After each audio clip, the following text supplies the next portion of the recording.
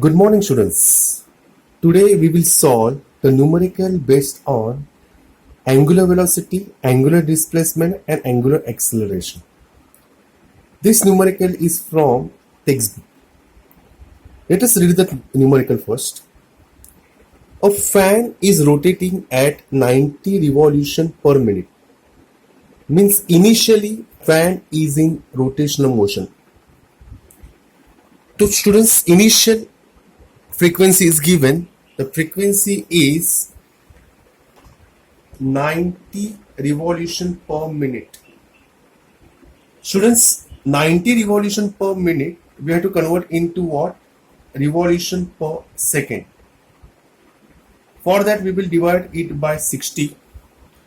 0 get cancelled. 3 3s are 9. 3 2s are 6. So what's the answer of that particular frequency? 3 by 2 RPS.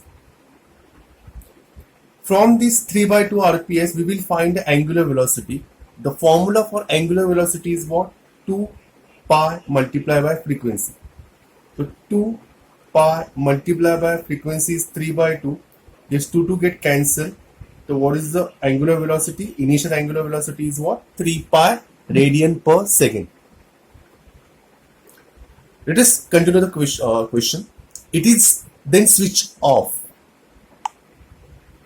It stops after 21 revolution. So after 21 revolution, fan stops. Means after particular time. We don't know the time. We have to find out the time. But final angular velocity of the fan is 0 radian per second. Students, we know for one revolution, if I complete one revolution, what is the angular displacement? We know that for one revolution, angular displacement is what? 2 pi radian. Students, after switch off the fan, 21 revolution is completed. For one revolution, angle made by the fan is what? Angular displacement is what? 2 pi. So for 21, we will multiply 2 pi by 21. So what will be the answer? 42 pi radian. Students, question is what? Calculate time taken by it to stop, assuming that frictional torque is constant. Students, which formula exactly we are going to use so that what we can find the time?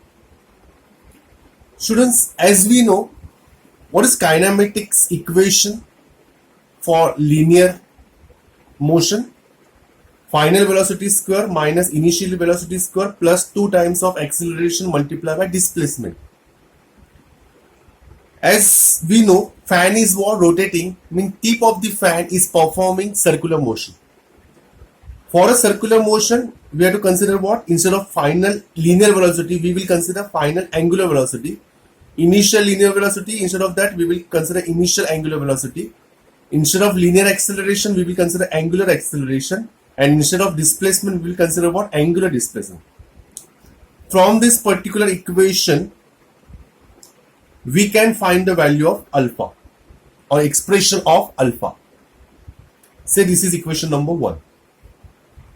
But general formula for alpha, what is alpha? Alpha is what?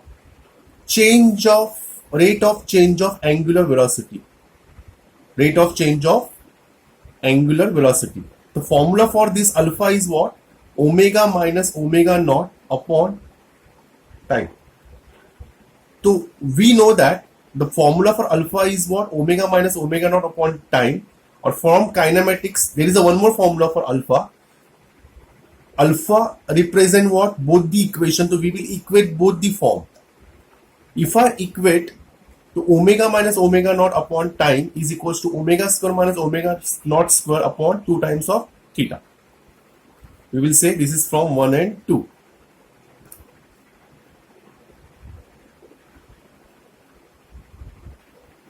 Now let us put the value of omega naught. So we have seen here omega is what? 0. Omega naught we already found here. Omega naught is what? 3 pi. Time we don't know, equals to omega is what? 0 square minus omega naught is what? 3 pi 3 pi the whole square upon 2 theta. What is theta over here? Theta is what? 42 multiplied by pi. 0 minus 3 pi is what? Minus 3 pi upon time minus 3 pi the whole square upon 2 into 42 pi. So students, minus minus get cancelled, become plus. So 3 pi multiplied by this 2 into 42 multiplied by pi upon 3 pi the whole square will come in the denominator, and we will shift time factor over there. Students, we observe that 3 pi and 1 3 pi will get cancelled, pi get cancelled, 3 ones are 3, 14 threes are 42, and 42 into 2 is what? 28 seconds. So students, the fan stops after 28 seconds. This is a numerical which represents the relation between angular acceleration, angular velocity, and displacement. Okay students, let us do the next subtopic, the theory of this particular rotational dynamics. Students, now we understood the dynamics of circular motion. Sorry, kinematics of circular motion. Now we are going to study dynamics of circular motion. Students, dynamics of circular motion, it's nothing but there are two quantities we are going to study here: centripetal force, and the second one is what? Centrifugal force. Students, if particle is performing circular motion, motion means what? It moves from one point to another point in a circular manner. So we need force. And since direction of the particle along the circumference is continuously changing, so we need some acceleration. That particular acceleration is called centripetal and radial acceleration. The students, question in the exam will be, write a note on centripetal force. So we have to write the 4 points, and the 5th point represents its magnitude. So let us understand the first point. So students, as I told you, acceleration responsible for circular motion is the centripetal and radial acceleration. And students, in the 11th standard, we derive this formula. Radial acceleration is given by minus omega square multiplied by radius vector. Students, what is force? We know that force is what? Mass into acceleration.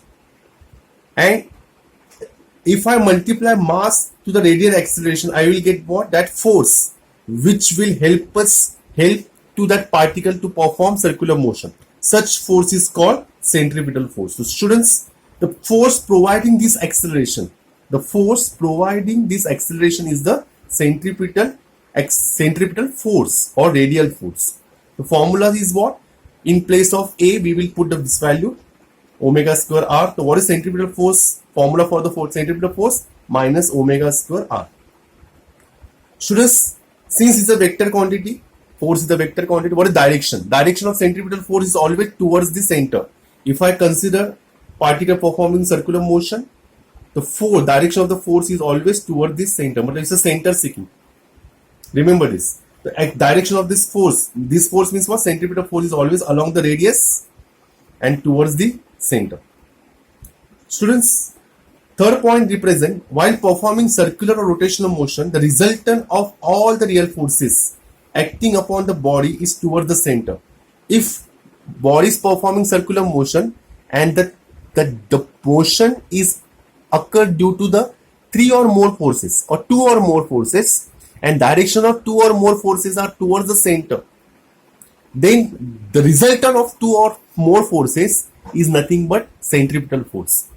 But there is a condition: resultant of 2 or more forces is towards the direction towards the center, then it is centripetal force if linear velocity should be in tangential direction. That is a condition. So remember the third point: if resultant of 2 or more forces is direction is what? Towards the center, then it is called centripetal force if the linear velocity is what? Maintained in tangent, along the tangent of the circular track. Students, centripetal force is always in the inertial frame of reference. It's a real force. This is the fourth property. And the magnitude, if this is direction is always towards the center, that's why I put negative. If I want to magnitude, I will put a modulus sign, the minus will go, and the centripetal force, the formula for centripetal force in magnitude wise is what? M omega square R.